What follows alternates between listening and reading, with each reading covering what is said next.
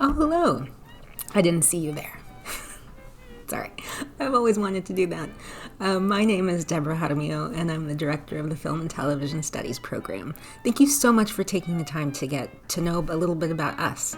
In what follows, I'm going to try to cover as many bases as possible without boring you to tears. Bottom line, we want you to have all the information you need to make the right decision for you. So thanks again, and let's go ahead and get started.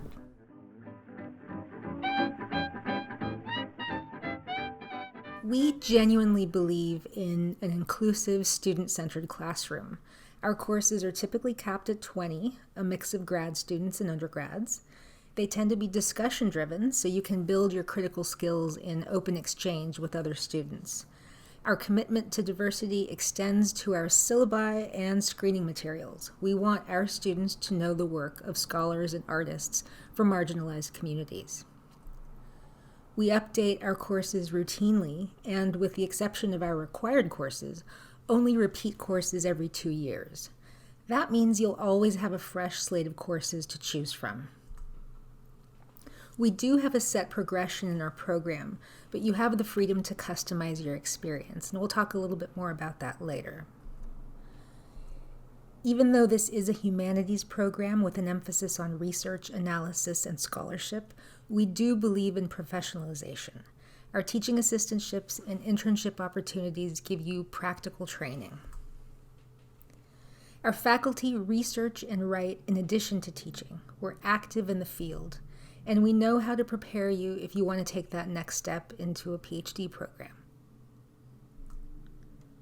Now, you've probably heard a lot about what we in academia call learning outcomes. This just refers to the things we expect our program to teach you.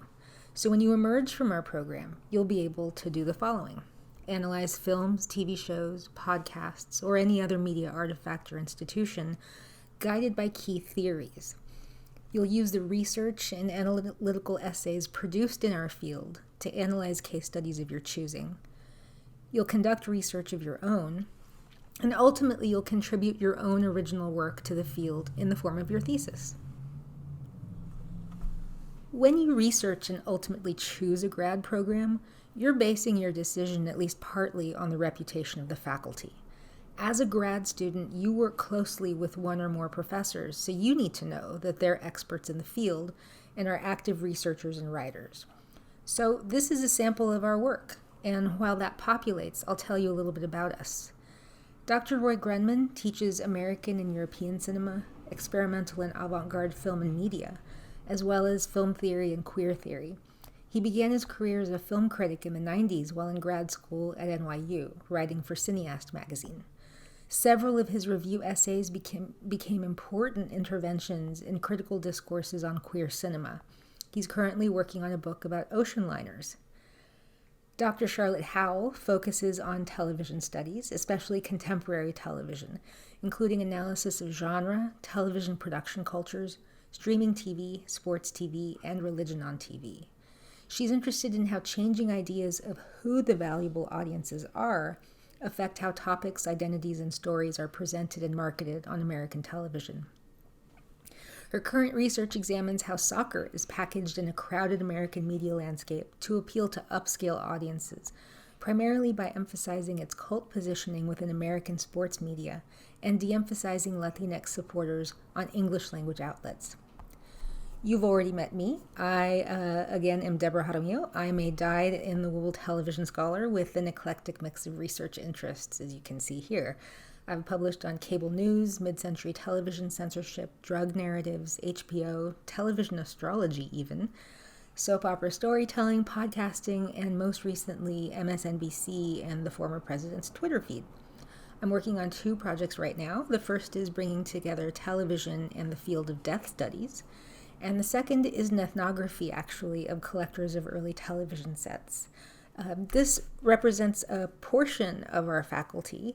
We have John Hall, who teaches courses in Asian cinema and the gangster film, but by far his most popular course is on writing film and television criticism. So if you want to be a critic, you definitely need to take that course.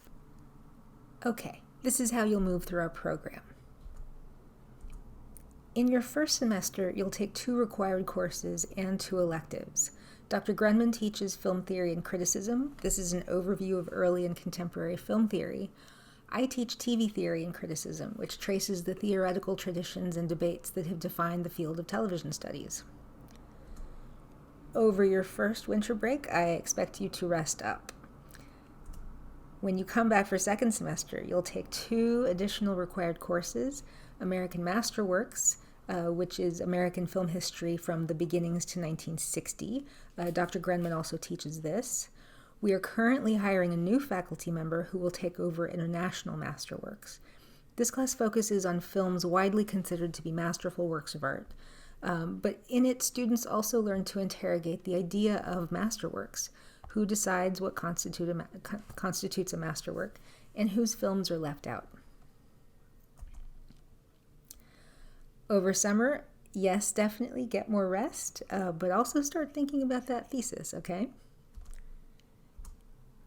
When you come back for fall, you have free reign.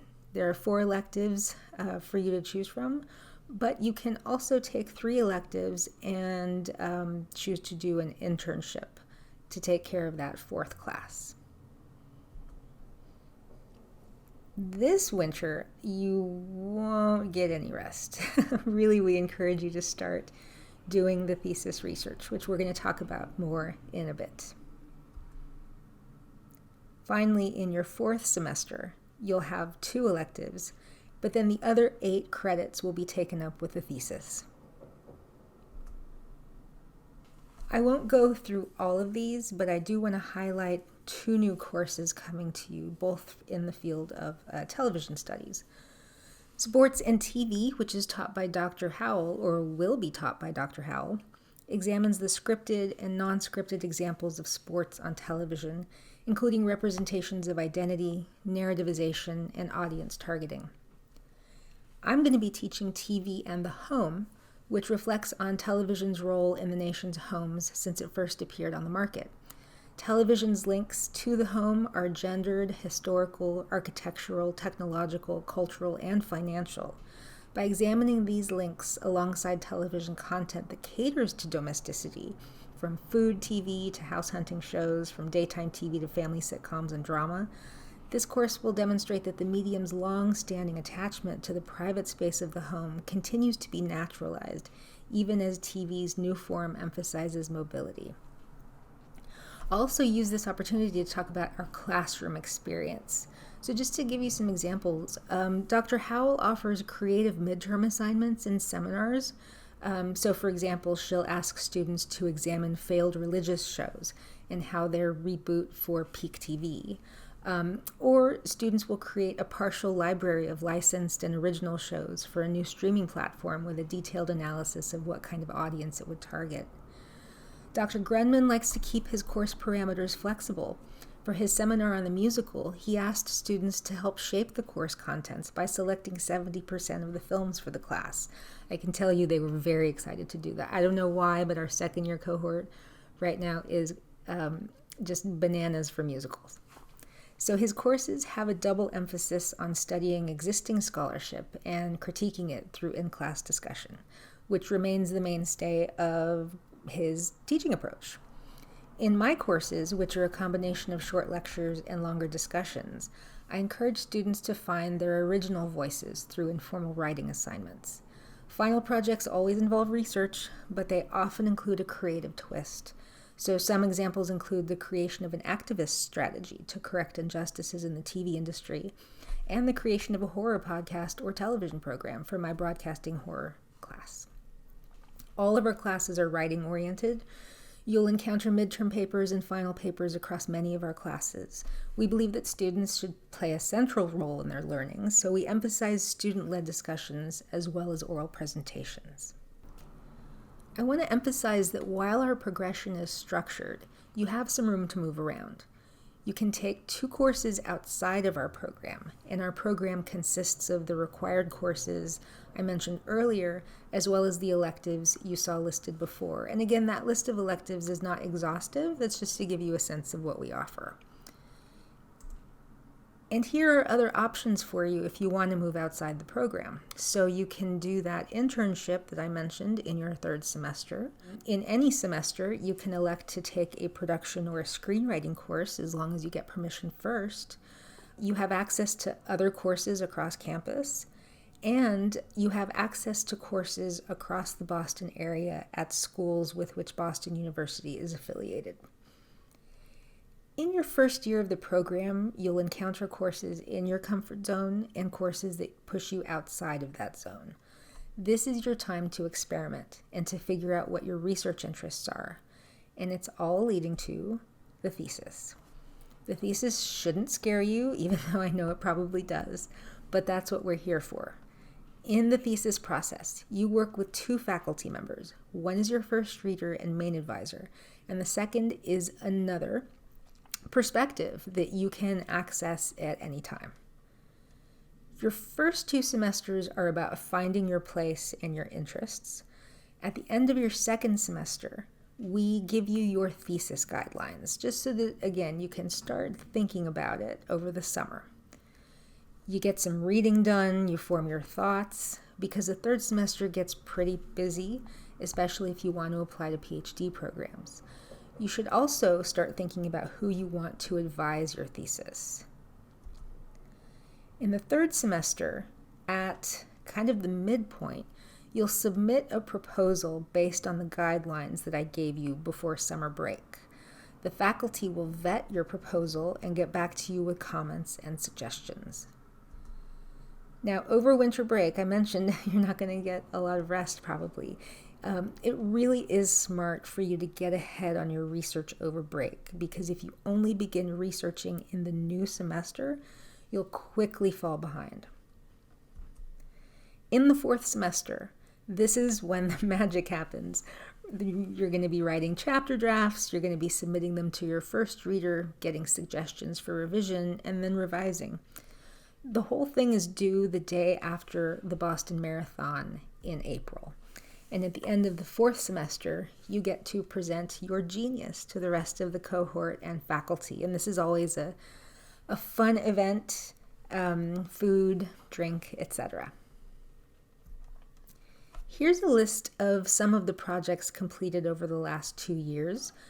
You'll notice that some of these students are now currently pursuing their PhDs. And obviously you can pause this to take a look at it, but I'm going to move on ahead. Although our current students haven't landed on titles yet, they're working hard to get their drafts completed. So you're going to see quite a diverse array of topics here. They range from industry studies, which Dr. Howell and I do quite a bit of, to issues of representation, fandom, and genre film.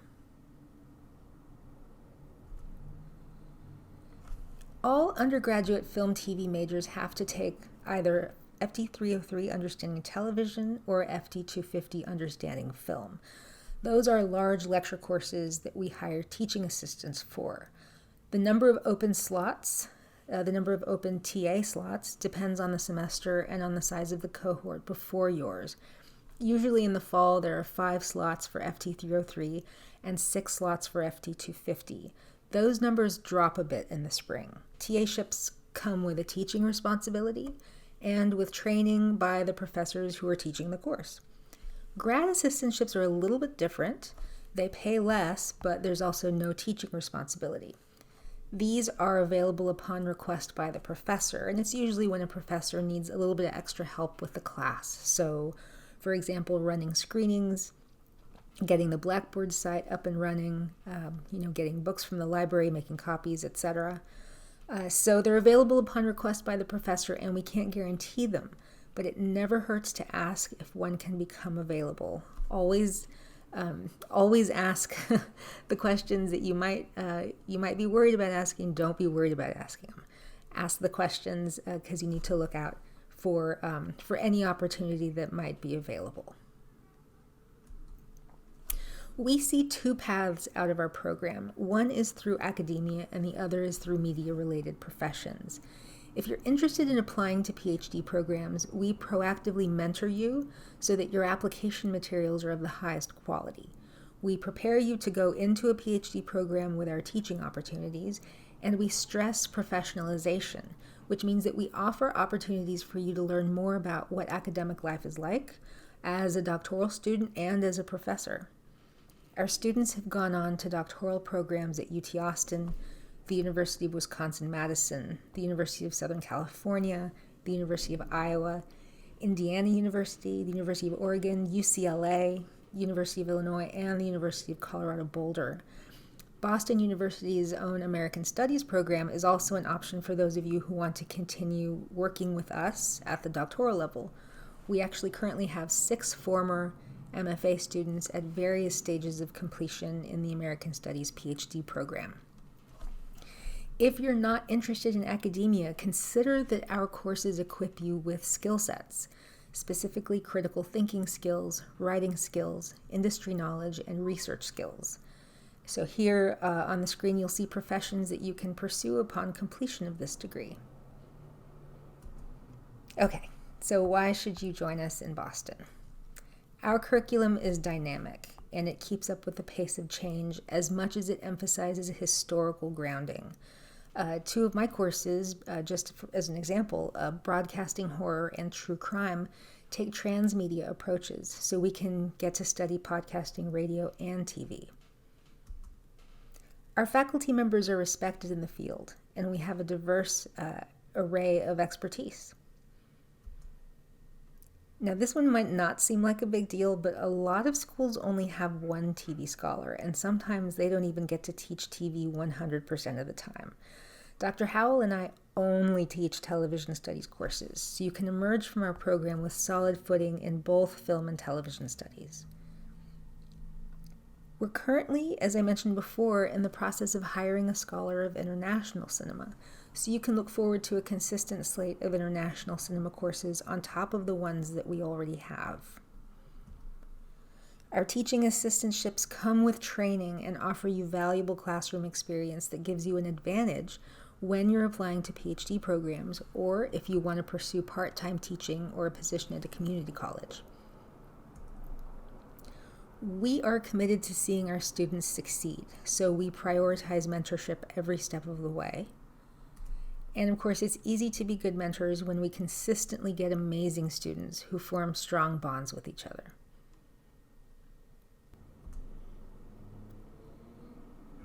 If you have any questions about financial assistance or any other big picture university or college level matters, please contact Graduate Affairs.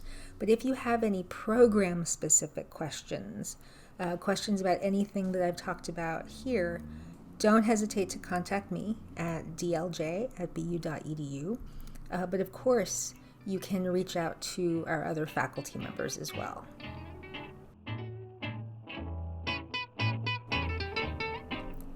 Thank you so much for listening attentively, as I'm sure nobody took a break during all of that.